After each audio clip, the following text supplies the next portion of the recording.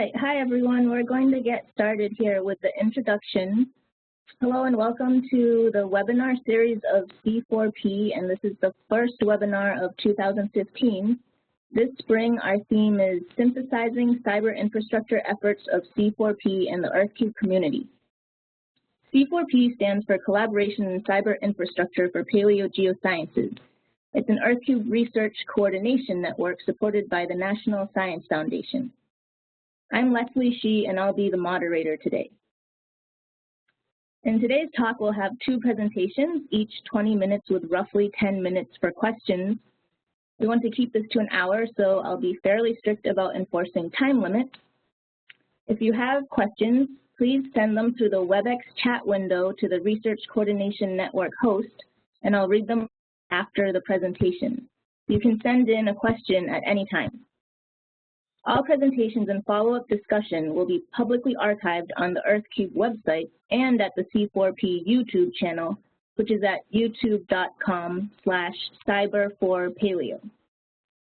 Today we have two presentations about research coordination networks.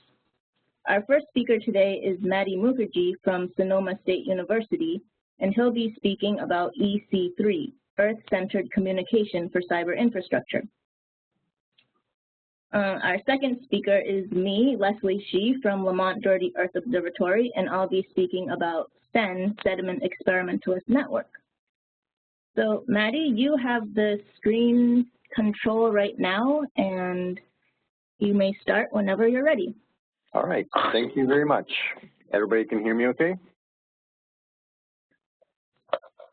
Yes, we can. We're all muted, but you sound very clear. Okay, great. Okay, so like Leslie said, I'm Matty Mookerjee from Sonoma State, and I'm the lead PI on EC3-Earth-Centered Communication for Cyber Infrastructure. And ultimately, we're trying to get computer scientists and the field-based geoscientists into the field together. And we put together a steering committee of, well, it's actually a fairly large steering committee. There's 19 members, so it's a little unwieldy. But we wanted to make sure that we had representation from all the main subdisciplines of the field-based geoscientists, as well as healthy representation from different expertise in the cyber infrastructure, and we have an education expert, and we also have a cognitive scientist. So we really wanted to feel like our bases were covered in terms of representation. And so, like I said, we wanted to get these people, these populations into the field together, and that is what we did. So this past summer, we led a field trip of 34 individuals. We went to Yosemite and Owens Valley for about a week, and we really just wanted to initiate these relationships and start these collaborations and start having these conversations about cyber infrastructure for the field-based geosciences in the place that it made the most sense to have them, which of course is in the field. So for the very same reason that we teach our undergraduate students geology in the field, it made sense to teach the computer scientists what do we do, what is our workflow by bringing them into the field. And so you might ask, why are we specifically targeting the field-based geosciences? And it's mainly because we have a common set of challenges with respect to digitizing our data that it's unlike geochemistry, it's unlike geophysicists, where they generally have some amount of instrumentation that is already inherent in their workflow that digitizes their data sets. As a field geologist, I typically use a pen, a notebook, and a compass, and all of these are analog. And so digitizing my data is always this extra step, and I never want to do more than what I have to. So I just do enough to get a publication, and that's it. And so we really wanted to figure out how can we incorporate this into the workflow of a typical field geologist so that we can get a richer data set for our cyber infrastructure. And the other reason is that we've got really nice data. I've said this a couple of times that I don't think that EarthCube can be considered a success unless we incorporate field data into it. The types of questions that we will ultimately want to ask with these data sets cannot be answered without these rich field-based data sets. All right, so here's who went on the field trip. So you can see we've got 12 computer scientists, 10 geologists, some grad students, undergrads, the cognitive scientists. We even had an applied linguistics professor from UCLA who kind of helped us with our conversations, and his grad student. And so we all flew out to Reno and then drove down into Yosemite. So that was our first day, and then we drove down to Bishop, where we stayed at the White Mountain Research Center. And then from there, we just went on these various day trips to these other sites around Bishop. So here's the White Mountain Research Center. It was a really fabulous facility. It was the first time that I'd ever been there, and it worked great. So the first day we went to Yosemite, and you can see that the weather gods were unkind to us, and it was raining. But, you know, that really brought up these issues about, well, okay, you know, if we're going to bring instrumentation out into the field, it has to be ruggedized to an extent that it can deal with rain, it can deal with weather, it can deal with being dropped on a rock. And so the first thing that we did was, you know, simply how do we describe rocks? And so the computer scientists were shown how to use a ternary diagram, how to estimate percentage of various minerals, and that sort of thing. And then we showed them how to use a Brunton Compass, and we also showed them how to use a Frieberger Compass. So already we're getting into these conversations about sign conventions and different instrumentation. And then we took them through kind of a typical field notebook and kind of how that represents our workflow. And this, I just love this. This is from one of our computer science participants, and you can see that she wrote rain, sucky, which I just thought was hilarious. All right, and so another thing that we really tried to impress on the participants was the importance of using sketches. That they are, of course, an excellent way to convey information, but more than that, they are also they also have a cognitive effect that ultimately I would say that I think on paper, that I work through these conceptual models by being able to sketch them out on paper, and that's an important tool that we need to keep in whatever, you know, potentially replaces field notebooks. I still need to be able to make sketches. And so we really tried to convey that to the computer scientists. So you can see here, this is Ken. He's from the British Geological Survey. And I would say that the Brits are like a decade ahead of us on this stuff. And so they've developed this system that they call Sigma. And so you can see he's running Sigma, and he's doing it on a ruggedized tablet PC. And so the rain is certainly not phasing him. And I think there's a lot that we could learn from their system. But it's not perfect. And so I think there's ways that we could also improve it. This was a fun little exercise where we had, say, the geoscientist verbalize what they were doing while they were making a sketch of an outcrop, what kind of information they were trying to capture. And then after they were done, they gave the sketch to the geoscience, or to the computer scientist. So this is a guy from the Arizona Geologic Survey, and he had to explain what was happening in that sketch. And that turned out to be a really useful exercise. And then, of course, we used sketches to say, you know, this is where we're at. This is the tectonic setting that you are presently in. And so we saw the Bishop Tuft, and we were in Long Valley Caldera, et cetera. And then we showed them what, you know, might be considered old school methods. So how do you locate yourself on a topo map? And, you know, we tried to say, yes, a GPS is great. Your phone has a GPS, but they're not always reliable. And so if you are on a ridge and you know you're on a ridge and yet your GPS says you're in a valley, you need to have that ability to correct for when your sensors are not as accurate as you need them to be. And then, of course, we talked about geologic maps and just gave them some sort of understanding about what all these colors and symbols actually mean and how they can be used to interpret what's going on underneath the ground. And we talked about constructing stratigraphic sections and how we could potentially build apps that could help facilitate generating these stratigraphic sections. Also talked about how we should separate our observations and our interpretations, and whether our databases should also separate observations and interpretations, and maybe they shouldn't have interpretations at all. And these were all very interesting conversations to have. Here I am showing them how to collect a sample. So this, of course, has synergy with Kirsten's project, the iSample project.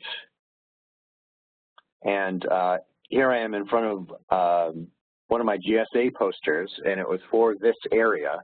And so we tried to really connect the dots for people that, you know, you would collect the sample from here, but then you would, of course, bring it into your lab, cut thin sections, for instance, collect more data. So this is showing three-dimensional strain and EBSD data. Not that that matters, but that you're collecting more data when you get back from the field, and then you use, of course, all of those data to come up with some sort of regional interpretation.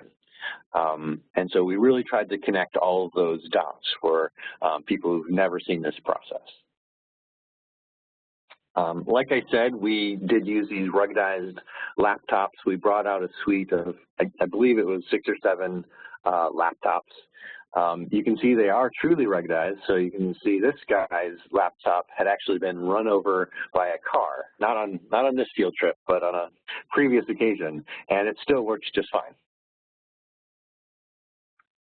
And then Terry Pavlis brought out a suite of these tablet PCs, and you can see one of the issues with both the ruggedized laptop and the tablet PCs is glare, that when you want to work in groups, it's very difficult to actually see what somebody else is doing on a tablet. It's actually very difficult to see what you are doing on the tablet. So that is a real problem with our hardware. And then Terry also brought out this instrument where you can actually take dip and dip direction measurements just using an electronic compass.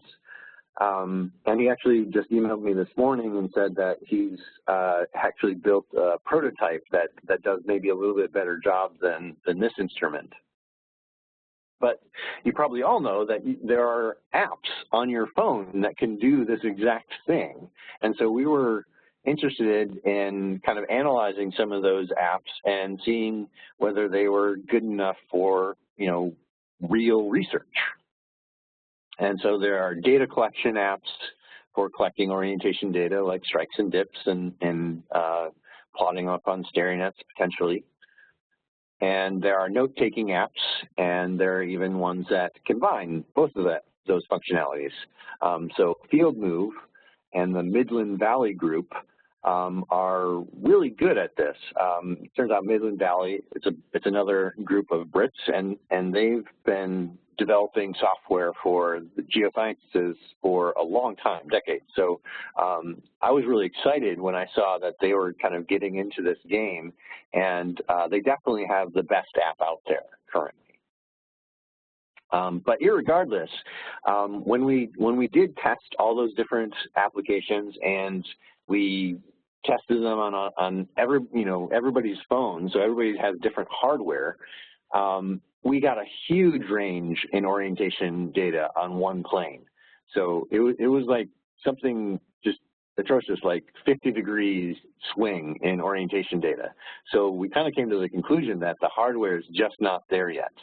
Or maybe hardware-software combination is just not there yet. And so it's not really appropriate to use these for research yet.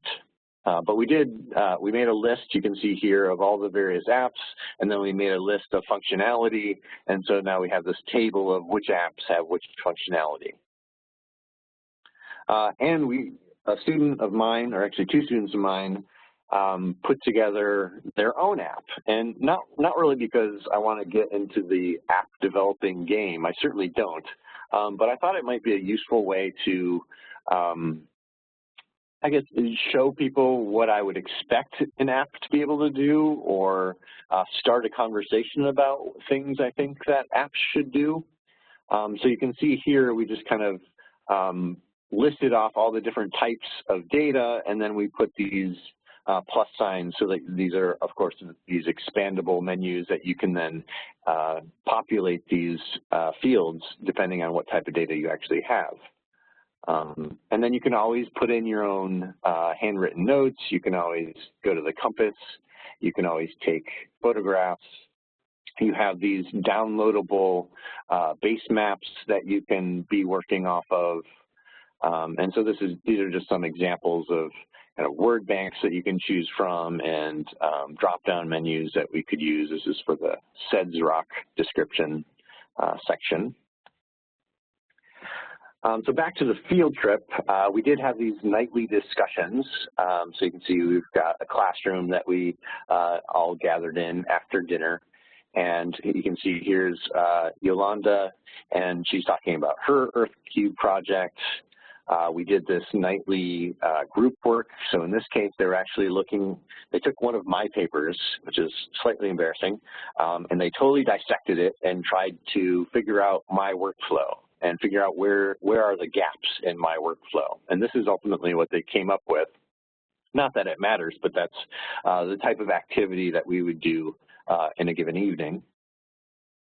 We would also have group work and discussions in the field, because it's, this is just a beautiful location. Why not do it out there?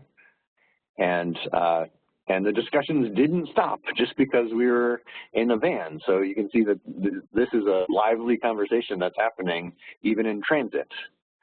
And this group discussion happened, I went off to take a shower before dinner, and I came back out, and this just happened. This is just impromptu discussion on different types of database. So it's really neat when you have these kind of immersive experiences that everybody's just always talking about that thing, and it was really helpful. So we did collect some data during the trip itself, and so people did group work, and then they voted on what they thought were, in this case, hardware recommendations for field work. So if we had some sort of device, you'd want a visually pleasing screen. So this is getting rid of the glare, essentially, is what people are kind of reacting to. They want it waterproof and ruggedized. In terms of the software, they wanted to make sure that you have accurate measurements. Go figure that your orientations and your GPS, everything's accurate. And other things that you can have these preloaded maps, and there's a lot of stuff here that I'm not going to talk about. Of course, they want to be able to easily sync into databases, and they also want to be able to download from those databases easily. And yeah, most people wanted it to be free and be open source and to work on any platform. And then we also had a group discussion about metadata and what sorts of metadata should be included in all of these data sets. So for instance, when you're talking about the author, you want to know who collected it, where they're collecting it, why are they collecting it, etc. You might have some metadata associated with error, so for location error and what type of instrumentation you're using, these sorts of things. So we have all this stuff tabulated that will hopefully get published at some point or made available at any rate. And so we are going to do this all over again. So we did this last summer. We're going to do kind of a carbon copy, not entirely. We've got a couple of new tweaks, but a very similar trip in the summer of 2015. And if you know anybody who would be interested in this sort of thing, here you can either go to my webpage, which is easiest to just Google Matty Mookerjee and you'll get there, or you can go to the EC3-Earth-Cube webpage, and ultimately you'll email this very simple application form to me, and it is due on March 16th. Just one last thing before I finish up is that we have also been trying to communicate to a larger audience. So it's not just the 32 or 34 participants that we have on any given trip, we've also been hosting these town hall meetings at both GSA and AGU. So we are trying to reach a larger audience.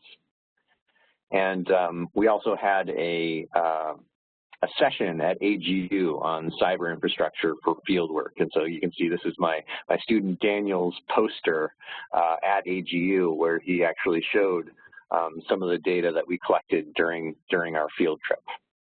All right, so that is it for me, and I'd be happy to answer any questions that you guys have. Great, thanks a lot, Matty, for that talk. So again, you can send any questions through the chat to Research Coordination Networks. So we have some questions. The first one is, the app's variation in accuracy is very interesting. Was it tested also with traditional methods to see if the majority of apps' measurements were okay, or if a certain app was more accurate than others? We didn't do a very systematic approach, unfortunately. This is, again, one of those things that just kind of happened. And so it wasn't an exercise that I had actually planned out, but people were interested in it. And I think I actually wasn't even there while they were doing it. So again, it was just something that happened. So yeah, we have talked about doing something that's maybe a little bit more systematic and serious that we could then, publicize, but we haven't done that yet. Well, I'm sure people would be very interested to see which apps they should go for and which might be less accurate. Yeah.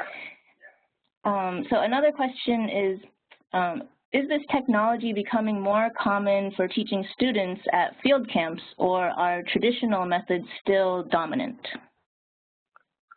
I would say traditional methods are still dominant, but it is becoming more and more common. So the ruggedized laptops that we got were from a field camp. And that was actually, I actually thought I was getting a set of these Windows Surface or Microsoft Surface, devices that were going to come out with me, but that kind of fell through. But those were also going to be from a field camp. I think that our dates didn't kind of work out, so those didn't come out. But that's just two examples where people are, in fact, using technology in these field camps. So it's becoming more common, but I don't think it's dominant yet. All right, another question is, why are the Brits so far ahead? Is it because of investment that they've decided to make in their science funding? Do you know any ideas why? I don't know for sure, but I suspect that is a reasonable guess, that the British Geologic Survey, made this decision, and they must have known that this was going to cost a certain amount of money to make sure that everybody had a ruggedized laptop. And these things aren't cheap, but they put that investment into it, and they've been developing the software kind of iteratively for a decade, and it's just been getting better and better. So yeah, I think it is probably a decision at some kind of governmental level to invest in this kind of technology. Okay, we have a question that, comment in a question that it's very cool that these apps exist. I'm curious who designed the apps. Is it people in the community, I guess the research community, or is it at large commercial companies, or what? Yeah, and that actually is one of the problems. Besides the Midland Valley company, it's been people in their basement on weekends. And that's not really the best way to develop an app with good kind of community response, right? So they just take too long to develop, and they don't have the kind of nimbleness that they need to change their format based on community feedback. So that's, again, why I was excited when Midland Valley got into this. So I was like, oh, finally, someone's going to actually be able to design it right and actually come out with versions that are on a semi-regular basis where they're constantly making it better, you know, theoretically. But yeah, mostly it's just guys in their basements. And the follow-up question, do you see interest on either side, either the app developers or EarthCube participants in taking those apps and trying to improve them either by open source development or some other way of sharing the code? I would love to see NSF fund something where it's the analogy that I've always used is ImageJ, but I know that not a lot of people know what that is. But it used to be called NIH Image, and that's because it was developed by the NIH. And because it was developed by the government, it was always free and open source. And it's a very powerful software image analysis package. And I would really love it if NSF did kind of that same sort of model for a field app where they said, okay, we're gonna bid this out to some company that wants to develop this, and then you know, we'll pay to make sure that it stays up to date for, you know, a decade at least, something like that. You know, real commitment from NSF to like have a long-standing software that can develop over a decade. That's what I would love. They don't like doing things like that, though. They don't like making these long-term commitments. Okay, thanks very much. If there are other questions that come up, please do just share them in the chat. We can always reach Matty somehow and try to get an answer from him. But there are no more questions at this time, so I think we'll move on to the second talk. Thank you again, Matty. Yep, thank you.